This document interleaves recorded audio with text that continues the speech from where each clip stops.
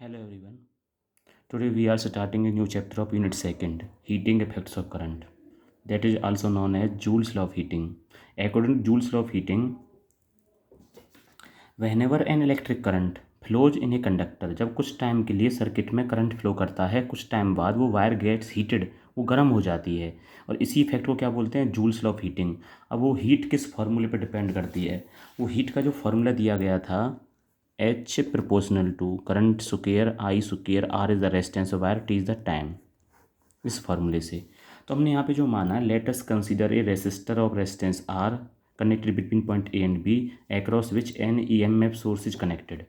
From the positive terminal of the EMF source the current is flows, that current is called conventional current, जो flow करेगा positive से negative terminal तरफ.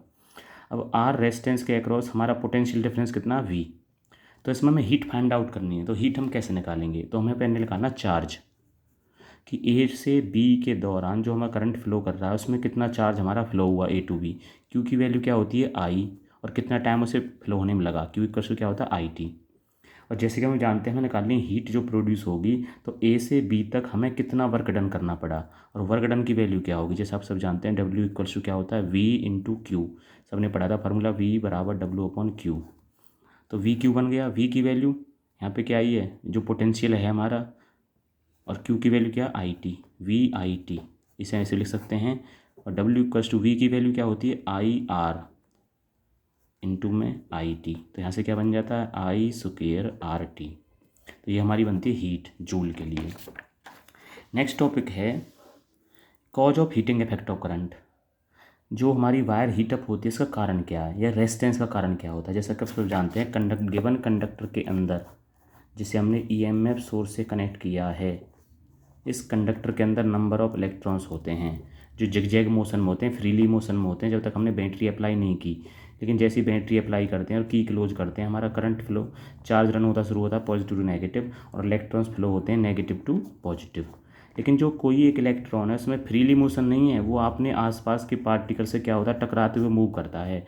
टकराने के दौरान उसकी जो काइनेटिक एनर्जी है वो कम हो जाती है, एक ऑब्स्ट्रक्शन क्रिएट होता है कंडक्टर के द्वारा. लेकिन करंट जो वैल्यू है वो स्टेडी फ्लो करेगा उसके अंदर. तो जो लगातार उसकी काइनेटिक एनर्जी कम हुई, काइनेटिक एनर्जी में कमी से क्या अप्लाई होती है? आपकी पोटेंशियल एनर्जी, और that potential energy called heat. इस वजह से वायर हीटअप हो जाती है. यही कारण होता है रेजिस्टेंस अगर होने का. Our next topic is electric power. आपने सबने 9th या 10th में टॉपिक्स पढ़े हैं. इलेक्ट्रिक पावर क्या होता है? इलेक्ट्रिक पावर के लिए हम डिफाइन करते हैं, कोई गिवन कंडक्टर है जिसका रेजिस्टेंस क्या हमारा आर, उसे ईएमएफ सोर्स से कनेक्ट किया है. तो ईएमएफ सोर्स इसमें करंट फ्लो करता है 1 to another, positive to negative हमारा conventional current, negative to positive electric current. तो पावर जो कहलाती है, क्या कहलाती है? Work done.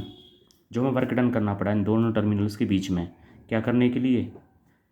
Time rate of work done W upon T.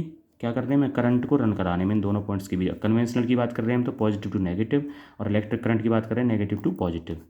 तो rate of work done, rate of work done किसने किया? वर्क डन किया ईएमएफ सोर्स ने. क्या करने में? इसमें करंट को मेंटेन करने में.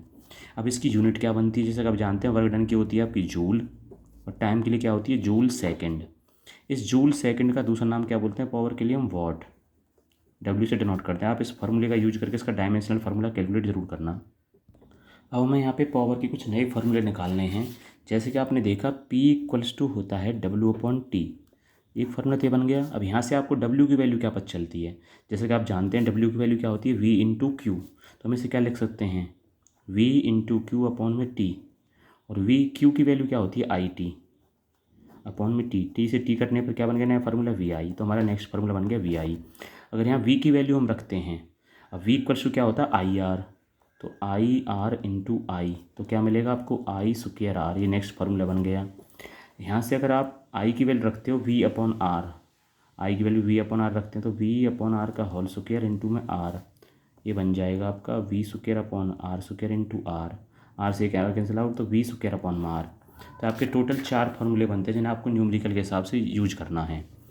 अब पावर जो होती है जिसकी यूनिट हमने पढ़ी थी वॉट, इसके अलावा कुछ इसकी बड़ी यूनिट्स होती हैं, बिगर यूनिट्स होती हैं, जैसे आपकी kilowatt, megawatt and horse power. Kilowatt में वैल्यू क्या होती है? 10⁻3.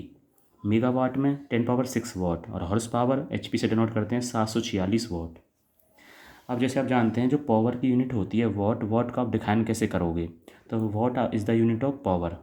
अब जो हमने फार्मूला यूज किया सेकंड वाला, P इक्वल्स टू वी आई, और V का मतलब 1 वोल्ट और करंट का मतलब 1 एम्पियर। इसका मतलब है किसी भी डिवाइस की पावर को आप 1 वॉट कहोगे अगर 1 वोल्ट पोटेंशियल डिफरेंस अप्लाई करने पर उसमें कितना करंट रन होता है, आपका 1 एम्पियर करंट फ्लो होता है। कुछ आपके न्यूमेरिकल्स हैं जो इंपॉर्टेंट न्यूमेरिकल है, जो पेपर में कई बार पूछा गया है। हमें किसी इलेक्ट्रिकल बल्ब का रेजिस्टेंस फाइंड आउट करना है जिसकी पावर दे रखी है 100 वॉट और वोल्टेज है 220 वोल्ट। आपने गिवन वैल्यूज लिखने पर आपको रेजिस्टेंस की वैल्यू चाहिए। अब जो हमने पावर के फार्मूले पढ़े थे उनमें सूटेबल फार्मूला यूज करना है। इसके P और V जो हमने है इसमें करंट निकाल के भी हम सोल्व कर सकते हैं, लेकिन हमने सबसे सरल यूज किया है P बराबर V स्क्वायर अपॉन R। तो R की वैल्यू क्या बनी, V स्क्वायर अपॉन में P, जिसे सोल्व आउट करने पर क्या मिलेगा आपको, R equals to 484 ohm. Our next numerical is, जिसे 2015 के एग्जाम में पूछा गया था। कोई इलेक्ट्रिक बल्ब है जिस पे रेटिंग क्या दी हुई 220 वोल्ट एंड 100 वॉट दी गई है, जिसे हमने कनेक्ट किया है सोर्स से 110 वोल्ट सप्लाई से कनेक्ट किया है। तो हमें 110 वोल्ट सप्लाई पर पावर निकालनी है। तो फर्स्ट जो पावर उसे हमने P1 माना है, वोल्टेज को V1 माना है।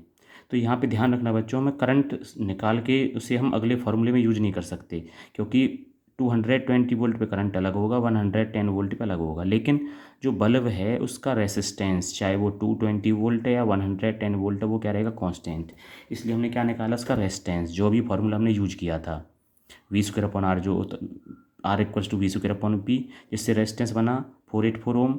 और उसी का यूज करके हमने नेक्स्ट पावर फाइंड आउट किया। पावर का फार्मूला क्या होता है, वोल्टेज का स्क्वायर अपॉन रेजिस्टेंस। नई वोल्टेज क्या दिया हमने, 110 का स्क्वायर, और रेजिस्टेंस क्या 484, जिसे सॉल्व आउट करने पर हमें मिलती है वैल्यू 25 वॉट।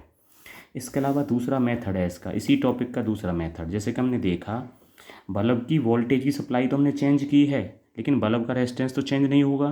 करंट चेंज हो सकता है लेकिन रेजिस्टेंस क्या रहेगा, कांस्टेंट। अब आपके पास फार्मूला क्या था, P equals to V square upon में R क्या हमारा कांस्टेंट, तो हम कह सकते हैं P proportional to V square. अगर फर्स्ट पावर के लिए बात करेंगे तो V1 स्क्वायर बनेगा, और सेकंड के लिए क्या बनेगा आपका, V2 स्क्वायर। इन दोनों को हमने यूज किया है, P1 proportional to V1 square, P2 proportional to V2 square. हमें चाहिए पावर P2, तो P2 अपॉन P1 हमने सोल्व आउट की, कितनी आई, 1/4, और उससे हमें सोल्व आउट करने पर आंसर क्या बनता है, 25 वॉट। तो आपको ध्यान रखना है इस तरह के क्वेश्चंस में जब आपको वोल्टेज हाफ कर रखी हो, 220 का कितना, 110, और पावर पूछी हो, तो आपकी जो नई पावर बनेगी गिवन पावर का क्या हो जाएगा, 1/4। 100 वाट का चौथाई हिस्सा क्या हो जाएगा, 25 वॉट। नेक्स्ट न्यूमेरिकल है, how much current is drawn by the motor of 0.5 HP। 0.5 horse power की कोई मोटर है, 220 वोल्ट सप्लाई से कनेक्ट की है, तो हमें करंट की वैल्यू चाहिए।